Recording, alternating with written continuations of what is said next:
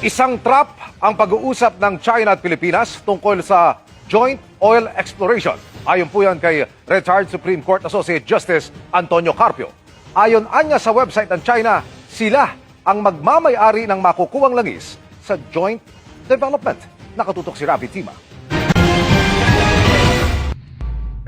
Ang mga radio challenge na ito hindi na raw bago kay retired Associate Justice Antonio Carpio. Una niya itong narinig nang magtungo siya sa Isla ng Pag-asa, 14 na taon na ang nakakaraan bilang bahagi ng paghahanda para sa isa sa pangkaso ng Pilipinas laban sa 9-dash line ng China.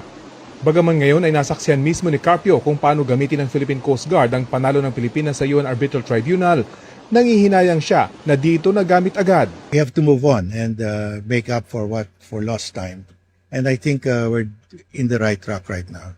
Sa pag-iikot ng PCG Caravan Aircraft sa munisipalidad ng Kalayaan, ipinakita ng Coast Guard kay Justice Carpio kung gaano nakalaki ang iligal na islang itinayo ng China sa Panganiban Reef na nasa loob ng Exclusive Economic Zone ng Pilipinas.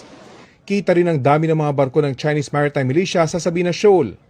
Pero ang nakababahala ngayon ayon kay Carpio, ang pag-uusap ng China at Pilipinas para sa joint oil and gas exploration. Joint development is a trap. Because joint development means, you go to the website of China, it says joint development means China owns the gas, the oil, all the natural resources. China has the sovereign rights. That's from the point of view of China. So why will we accept that?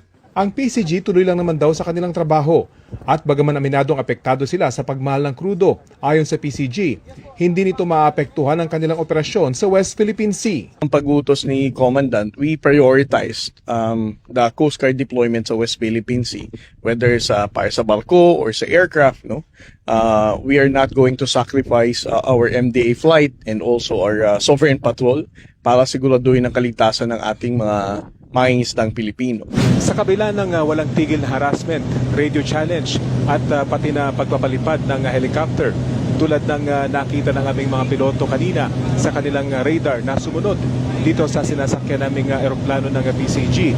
Patuloy daw itong mga ganitong domain awareness flight ng Coast Guard para i-gate na Pilipinas at hindi China ang may karapatan dito sa loob ng Exclusive Economic Zone ng bansa. Mula rito sa ipapawid ng Kalayaan, Rafi Tima, nakatutok, 24 oras.